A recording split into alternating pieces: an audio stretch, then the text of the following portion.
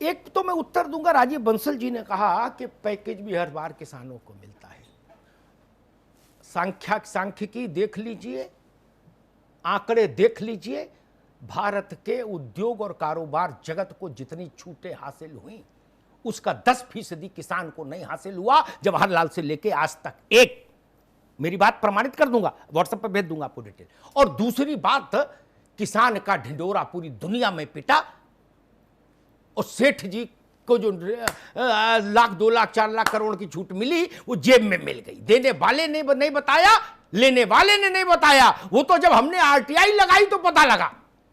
बनता था, बहस का समय नहीं, मेरे शो का अपना फॉर्मेट है। आज भी जब पार्लियामेंट में पूछा गया कि बैंकों का ये लाखों करोड़ कौन खा गए, कुछ 100 लोग देश के, उनमें हरनाम सिंह नहीं है, उसमें ननकू रज्जाक नहीं थे। बहस नहीं, रुक जाइए। जो लोग रहे, मैं आपको एसएमई नहीं मान रहा ना, मैं तो आपको उद्योग का प्रतिनिधि मान रहा हूं, इसलिए आप अपने ऊपर मत लीजिए। अगर आप लघु उद्योग में हैं तो आप मेरे पाले में खड़े हैं, फिर इधर आइए, फिर उधर। हाँ, तो प्रशांत रहिए। वो 100 लोगों के नाम नहीं बताए गए, नहीं बताए। बोले नहीं, ये दुलरुआ है, इनका नाम नहीं बताएंगे, ये चोर तो है लेकिन नाम नहीं बताएंगे। ननकू 500 रुपए उधार ले बैंक से खेती के लिए तो फांसी लगानी पड़े बबूल के पेड़ से लटक के। और हम लोग कहते हैं किसानों को मदद हो रही है। ये दुष्प्रचार बंद होना चाहिए। किसान है तो देश है। अब बात आती है क्या होना चाहिए। मैं विश लिस्ट रखता हूं, वो विश लिस्ट कह लीजिए, वो समाधान का एक प्रस्ताव कह लीजिए। अमित पुरी जी, हमको इस दृष्टि से देखना चाहिए, नोएडा भारत का औद्योगिक हब है, उसकी शक्ल बिगड़ गई। मुंबई देश की औद्योगिक राजधानी है, उसकी तस्वीर बिगड़ गई, स्याह हो गई मुंबई पूरी, महाराष्ट्र पूरा।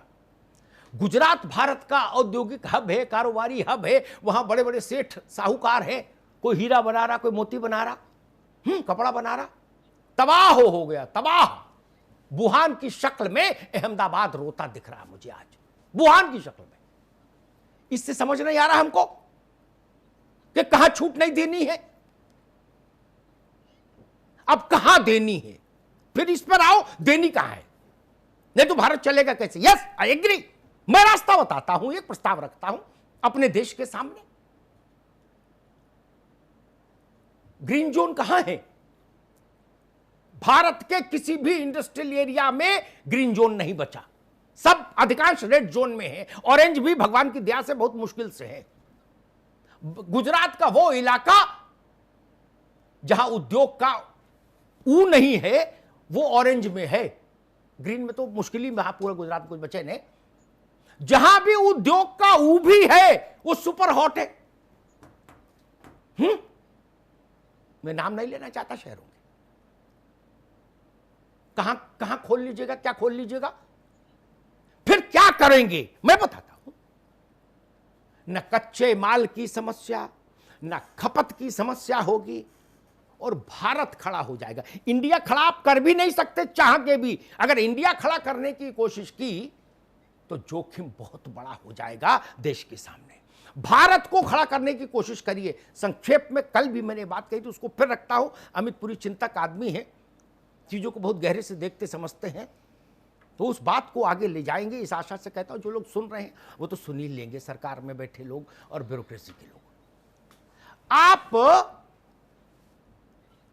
बिस्कुट, टॉफी, ब्रेड, पॉस्चराइज्ड बटर, अचार, मसाले, ये बड़े औद्योगिक समूहों से तत्काल प्रभाव से बैन कर दीजिए। कल मैंने कहा था, गांव लगभग ग्रीन जोन में है, वहां बनवाइए, वहीं कच्चा माल है, वहीं कारीगर है, वहीं वो जगह भी है, आदमी भी है, कच्चा माल भी है। साइकिल बिक जाएगा, साइकिल बिक जाएगा, और भारत के करोड़ों लोग उसमें खप जाएंगे।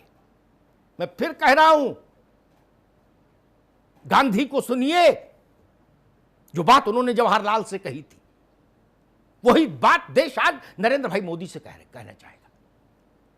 ये वक्त वैसे उद्योगों का नहीं है जिनमें भारी निवेश और कम मानव संसाधन। ये वक्त वहां से खड़े होने का होगा, वहां से शुरुआत करने का होगा। बहुत कम पूंजी निवेश, ज्यादा श्रम निवेश, सघन श्रम निवेश। जिस दिन आपने ये गलती कर दी कि गुड़गांव की कांच वाली बिल्डिंग चालू कर दें किसी तरह, उस दिन आप ध्यान रखिएगा, कोरोना रिटर्न फिल्म भी चल रही है बाजार में। चाइना से पूछ लीजिए, कोरोना रिटर्न फिल्म भी चल रही है। सूरत चालू नहीं हो सकता, अहमदाबाद चालू नहीं हो सकता, भिवंडी चालू नहीं हो सकता, नोएडा चालू नहीं हो सकता, गाजियाबाद चालू नहीं कर सकते आप जी। कहां है ग्रीन जोन और कितना है ग्रीन जोन? कितने में पांव पसार लोगे? फैक्ट्री का चक्का नहीं घूम पाएगा, इतना तो ग्रीन जोन है नहीं। क्या करेंगे सेठ जी? फैक्ट्री चला के फिर मारम लट्ठम लट्ठ होगा कि टैक्स लग गया, बताइए, और फैक्ट्री तो चली नहीं रही। भारत जहां से खड़ा हो सकता है, मुझे तो इस देश के दशकों से जो व्यवस्था चली उस पर तरस आता है कई बार। जिस देश में भुजिया भी कोई कंपनी बनाए जो लिस्टेड हो, नमकीन, उसमें कोई रॉकेट साइंस है? बंदरगाह बनाए बात समझ में आती है, ये फोन बनाए समझ में आता है, ये घड़ी बनाए समझ में आता है, भुजिया, और बच्चन साहब उसका ऐड कर रहे हैं। बिल्कुल गजब है। तो ननकू के घात की बनी भुजिया कैसे बिकेगी? और वो जो भुजिया बना रहे हैं अमित पुरी जी, उन्होंने ऐसी ऐसी मशीनें लगाई। अच्छा, ये भी आप रोचक प्रसंग देखिए, ऐसी मशीनें जो खाद्य पदार्थों के लिए बनी है, वो उनमें दुनिया में सबसे ज्यादा चैंपियन है, लीडरशिप है इटली के पास। इटली से ज्यादा मशीनें आती है, कपड़ा भी महंगा है वहां का, अच्छा है, और ये से मशीनें भी 1 लाख रोटी 1 घंटे में, 5 लाख आलू छीलने का 1 घंटे में, ऐसी मशीनें सब वहीं से आ रही है ना।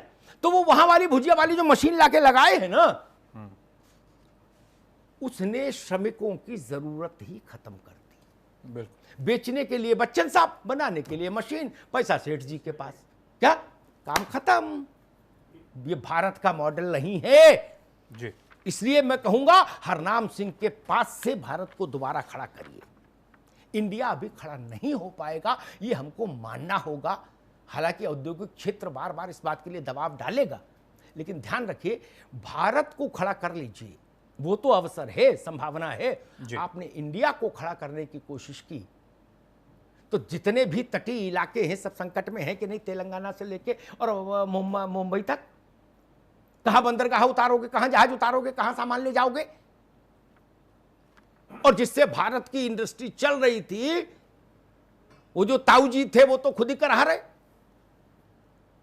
चाइना से ही ना सब कारोबार था जी। उनके तो खुद ही लंग्स बेकार हो गए, वो आपको सांस कहां से देंगे? अपने पांव पर खड़े होइए। आम का अचार कोई कंपनी क्यों बनाए? मेरी दादी बनाना जानती थी, आपकी नानी बनाना जानती थी, क्या नहीं बिकता था तब अचार? फिर कहता हूं, भारत पर लौटिए, आप कोरोना से भी लड़ लेंगे, अर्थव्यवस्था भी जागृत हो जाएगी।